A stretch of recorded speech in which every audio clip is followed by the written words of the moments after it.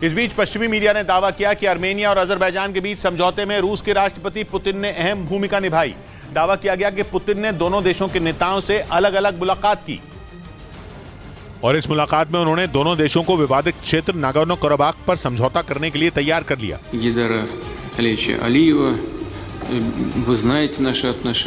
Nagorno Karabakh वो इलाका है जिसके लिए दोनों देश पिछले 30 साल से एक दूसरे का खून बहा रहे हैं। 2020 में दोनों देशों ने 6 हफ्तों तक खतरनाक युद्ध किया था जिसमें 6,500 लोगों की मौत हो गई थी। लेकिन अब इस खूनी लड़ाई का अंत होता नजर आ रहा है और इस शांति समझौते में रूस के राष्ट्रपति पुतिन की अहम भूमिका का दावा किया जा रहा है, जिसका मतलब यह कि आर्मेनिया और अजरबैजान के बीच सालों पुराना झगड़ा खत्म हो सकता है। दोनों देशों के बीच विवादित इलाके नागोर्नो कराबाख पर समझौते के लिए सहमति बन गई क्योंकि आर्मेनिया के प्रधानमंत्री अजरबैजान के साथ समझौते के लिए तैयार हैं। मतलब ये कि वो नागोर्नो कराबाख को अजरबैजान का हिस्सा मानने के लिए तैयार हैं।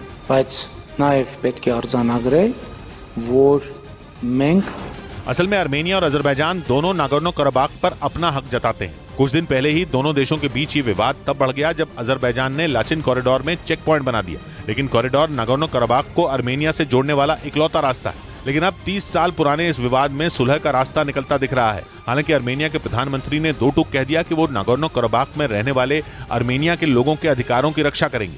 उधर दक्षिण अमेरिकी देश गायना के गर्ल्स हॉस्टल में 2 दिन पहले लगी आग की घटना के बाद बड़ी जानकारी सामने आई। दावा किया गया कि हॉस्टल में रहने वाली एक 14 साल की छात्रा ने ही उस हॉस्टल में आग लगाई थी और हादसे के बाद वो भी आग में झुलसकर घायल हो गई थी, जिसका अस्पताल में इलाज चल रहा है। ये आग दक्षिण अमेरिकी देश गायना की राजधानी जॉर्जटाउन से 320 किलोमीटर दूर महदिया शहर में बने एक गर्ल्स हॉस्टल में लगी थी, जिसमें 19 लोगों की मौत हो गई थी, जबकि गंभीर रूप से घायल छात्रों का रेस्क्यू कर उन्हें तुरंत अस्पताल में भर्ती करा दिया गया था। खबर आई कि जिस 14 साल की लड़की पर हॉस्टल में आग लगाने का आरोप लगा, वो स्कूल प्रशासन से नाराज थी क्योंकि स्कूल प्रशासन ने उससे उसका मोबाइल छीन लिया था। खबर है कि लड़की एक उम्रदराज शख्स के संपर्क में थी, जिस पर सख्ती दिखाते हुए स्कूल प्रशासन ने उसका फोन ले लिया, जिसके बाद उस लड़की ने गुस्से में आकर गर्ल्स हॉस्टल में आग लगा दी थी। इधर न्यूज़ 18 ने अपने स्टिंग ऑपरेशन में 2000 के नोटों से जुड़े गोरख धंधे का पर्दाफाश कर दिया, जिसमें 2000 के नोटों के जरिए काले धन को सफेद करने के खेल से पर्दा उठ गया। कुछ दिन पहले खबर आई थी कि जब से आरबीआई ने 2000 के नोटों के सर्कुलेशन को बंद करने का ऐलान किया, तब से ब्लैक मार्केट में तेजी आ गई और लोग ब्लैक मार्केट में 2000 रुपए के नोटों के बदले सोना और डॉलर खरीद रहे हैं। न्यूज़ 18 ने अपने स्टिंग ऑपरेशन में इसी गोरख धंधे का पता लगाया और ऑपरेशन ब्लैक चलाया। खबर की सच्चाई पता लगाने के लिए न्यूज़ 18 खुफिया कैमरों के साथ दिल्ली के सबसे बड़े सर्राफा बाजार पहुंचा और वहां के सर्राफा कारोबारियों से बात की। तो ये सोना हमको क्या रेट पड़ता है मार्केट में? 64,500 में आपको लाल नोट से सोना मिलेगा। सोने का ये रेट 2000 रुपए के नोटों से खरीदारी करने पर है, यानी बाजार में जिस सोने का रेट 60,000 रुपए प्रति 10 ग्राम के करीब है, ब्लैक मार्केट में वही सोना 2000 रुपए के नोट में खरीदने पर 64,000 रुपए प्रति 10 ग्राम से ज्यादा में मिल रहा है। ऐसे एक दो नहीं बल्कि बाजार में कई ऐसे सर्राफा कारोबारी मिले जो 2000 रुपए के नोटों के बदले बढ़े हुए रेटों पर सोना देने को तैयार थे। उधर यूक्रेन के मीडिया ने दावा किया कि जल्द यूक्रेन को हॉलैंड से F-16 लड़ाकू विमान मिल सकते हैं। हॉलैंड ने ऐलान किया था कि वो ज़ेलेंस्की की सेना के लिए F-16 फाइटर जेट भेजेगा, जिसके मिलने से यूक्रेन की सेना की ताकत कई गुना बढ़ जाएगी और इसके लिए हॉलैंड ने यूक्रेन के पायलटों को F-16 उड़ाने की ट्रेनिंग भी दी। वहीं दावा किया गया कि कई और नेटो देश यूक्रेन को F-16 लड़ाकू विमान दे सकते हैं। पश्चिमी मीडिया का दावा है कि बीते कुछ महीनों में रूसी सेना ने यूक्रेन पर आसमानी हमले तेज किए हैं। बताया गया कि अब इसीलिए पश्चिमी देशों ने भी यूक्रेन को F-16 लड़ाकू विमानों को देने का मन बना लिया। अमेरिका के F-16 की गिनती दुनिया के सबसे खतरनाक फाइटर जेट में होती है। इसे 9 मिसाइलों और कई दूसरे हथियारों से लैस किया जा सकता है। यही नहीं, इसके जरिए हवा से जमीन पर मार करने वाली और एंटी शिप मिसाइलें भी बरसाई जा सकती हैं।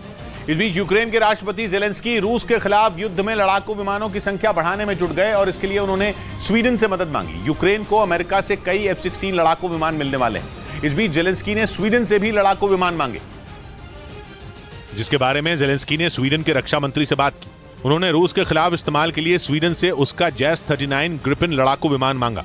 चौथी पीढ़ी का ये लड़ाकू विमान स्वीडन और ब्राजील की नौसेना का हिस्सा है और हल्का होने की वजह से उसकी बहुत डिमांड है। ज़ेलेंस्की ने स्वीडन से यही लड़ाकू विमान मांगे। उन्होंने ये मांग तब की जब स्वीडन के रक्षा मंत्री खुद कीव में मौजूद थे। हालांकि स्वीडन ने फिलहाल यूक्रेन को मदद देने से इनकार कर दिया। स्वीडन ने दलील दी कि उसे अभी अपनी सुरक्षा के लिए ही लड़ाकू विमानों की जरूरत है, क्योंकि स्वीडन को भी पुतिन का डर सता रहा है। जब से स्वीडन ने नेटो में शामिल होने की जिद पकड़ी, तभी से पुतिन उससे खार खाए बैठे हैं। ऐसे में अगर स्वीडन ने अपने लड़ाकू विमान यूक्रेन को दे दिए तो उस पर खतरा बढ़ जाएगा। हालांकि ज़ेलेंस्की ने स्वीडन से फाइटर जेट मिलने की उम्मीद नहीं छोड़ी। और अब अमेरिका यूक्रेन के लिए बड़ी सैन्य मदद का ऐलान करने वाला है। यूरोप की मीडिया ने दावा किया कि अमेरिका उसे जो मदद भेजेगा उसका एक बहुत बड़ा हिस्सा गोला बारूद होगा।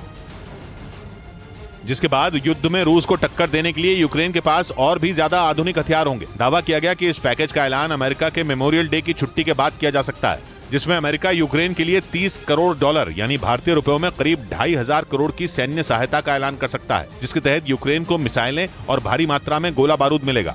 पिछले साल फरवरी में अमेरिका ने यूक्रेन को भारी भरकम मदद का ऐलान किया था, जिसके बाद इस पैकेज की राशि को और बढ़ा दिया गया। इधर मणिपुर के बिष्णुपुर जिले में मैतेई समुदाय के एक आदमी की मौत पर भड़के कुछ लोगों ने केंद्रीय मंत्री राजकुमार रंजन सिंह के घर पर हमला बोल दिया। हमले के वक्त केंद्रीय मंत्री अपने परिवार समेत घर पर ही मौजूद थे।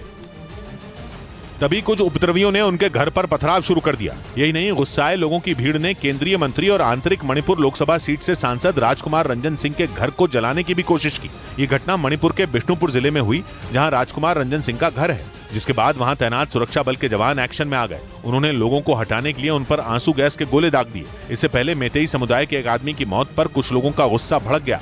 उनका आरोप है कि राज्य में हिंसा फैलने के बाद उनके सांसद ने इसे रोकने के लिए कोई कदम नहीं उठाया और न ही पीड़ित लोगों का हाल जाना। इस बीच मणिपुर में कर्फ्यू में ढील देते हुए हिंसा की आग एक बार फिर भड़क गई। मैतेई समुदाय के एक आदमी की मौत के एक दिन बाद गुस्साए लोगों ने केंद्रीय मंत्री और मणिपुर के सांसद के घर पर हमला बोल दिया और कई जगहों पर तोड़फोड़ और आगजनी की, जिसके बाद उनके घर पर भारी संख्या में पुलिस फोर्स तैनात कर दी गई। पूरा इलाका छावनी में तब्दील कर दिया गया। घर के आसपास चप्पे चप्पे पर पुलिस फोर्स नजर आई।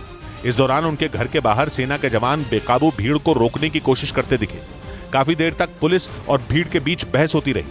वहीं एक दिन पहले बिष्णुपुर जिले में गुस्साए लोगों ने एक मंत्री का घर जला दिया था और कई जगहों पर तोड़फोड़ की थी। उपद्रवियों में मैतेई समाज की महिलाएं भी शामिल थीं, जिन्होंने मणिपुर हिंसा में हाल ही में हुई मौत की घटनाओं को लेकर सांसद के घर पर हमला किया। 3 मई को मैतेई समुदाय और कुकी समुदाय के बीच भड़की हिंसा के बाद कई जगहों पर कर्फ्यू लगा दिया गया था। इधर तृणमूल कांग्रेस के नेता अभिषेक बनर्जी को सुप्रीम कोर्ट से राहत मिल गई, क्योंकि शिक्षक भर्ती घोटाला मामले में अभिषेक बनर्जी पर लगे 25 लाख के जुर्माने पर रोक लग गई। अभिषेक बनर्जी ने सुप्रीम कोर्ट में कलकत्ता हाईकोर्ट के फैसले को चुनौती दी थी, क्योंकि हाईकोर्ट ने शिक्षक भर्ती घोटाला मामले में टीएमसी नेता अभिषेक बनर्जी के खिलाफ ईडी और सीबीआई जांच का आदेश दिया था और उन पर 25 लाख का जुर्माना लगाया था। लेकिन सुप्रीम कोर्ट ने अभिषेक बनर्जी को राहत दी और कलकत्ता हाईकोर्ट के 25 लाख जुर्माने वाले फैसले पर रोक लगा दी। अभिषेक बनर्जी की याचिका में हाईकोर्ट के उस फैसले को वापस लेने की भी मांग की गई, जिसमें कहा गया था कि सीबीआई और ईडी शिक्षक भर्ती घोटाला मामले में उनसे पूछताछ कर सकते हैं। इस मुद्दे पर सुप्रीम कोर्ट में 10 जुलाई को सुनवाई होगी। उधर बिगड़ते हालात से लोगों का ध्यान भटकाने के लिए पाकिस्तान ने यह झूठ फैला दिया कि भारत उस पर हमले की ताक में है जिसके लिए वो बॉर्डर पर मिलिट्री ड्रिल कर रहा है, जबकि हकीकत यह है कि पाकिस्तान गृह युद्ध की तरफ बढ़ता जा रहा है, क्योंकि इमरान खान की गिरफ्तारी के बाद से वहां बवाल मचा हुआ है और उनके समर्थकों ने सेना के अधिकारियों के घरों पर भी हमला कर दिया था, जिसके बाद सेना को मोर्चा संभालना पड़ा। लेकिन हालात जस के तस हैं, इसीलिए लोगों का ध्यान भटकाने के लिए पाकिस्तान ने यह झूठ फैला दिया कि भारत उस पर हमला करने के लिए बॉर्डर पर पिछले 1 महीने से सैन्य अभ्यास कर रहा है। यही नहीं, पाकिस्तान ने लोगों को गुमराह करने के लिए भारतीय सेना की कुछ तस्वीरें भी जारी की। साथ ही पाकिस्तान ने अपने परमाणु हथियारों का ढिंढोरा भी पीटना शुरू कर दिया, जिससे ऐसा लगे मानो जंग जैसे हालात बन गए हों। कहा जा रहा है कि पाकिस्तान ऐसा इसलिए कर रहा है ताकि वो गुस्से में सड़कों पर उतरी अपनी जनता को बरगला सके। इस बीच पाकिस्तान के पंजाब प्रांत की पुलिस ने बड़ा दावा किया और बताया कि इमरान खान और उनके करीबियों ने 9 मई की हिंसा की योजना खुद ही तैयार की थी। पाकिस्तान पुलिस ने दावा किया कि हिंसा के दौरान इमरान के जमा पार्क वाले घर से उपद्रवियों को फोन किए जा रहे थे। मतलब ये कि 9 मई को पाकिस्तान के कई शहरों में हुए बवाल के दौरान हिंसा कर रहे लोगों को सीधे इमरान खान के घर से दिशा निर्देश मिल रहे थे। अपने इस दावे के पीछे पाकिस्तान की पंजाब प्रांत की पुलिस ने इमरान के घर से की गई फोन कॉल की डेटा का हवाला दिया, जिसमें जमा पार्क यानी कि इमरान के घर से पार्टी कार्यकर्ताओं को 400 से ज्यादा फोन कॉल किए जाने का रिकॉर्ड मिला। पाकिस्तान के पंजाब प्रांत की पुलिस ने दावा किया कि जांच में पता चला कि गिरफ्तारी से पहले इमरान खान ने खुद पार्टी नेताओं और दंगाइयों को उकसाने के लिए 154 कॉल की थी, जिसमें उन्होंने लाहौर में कोर कमांडर के घर पर हमले की योजना बनाई थी।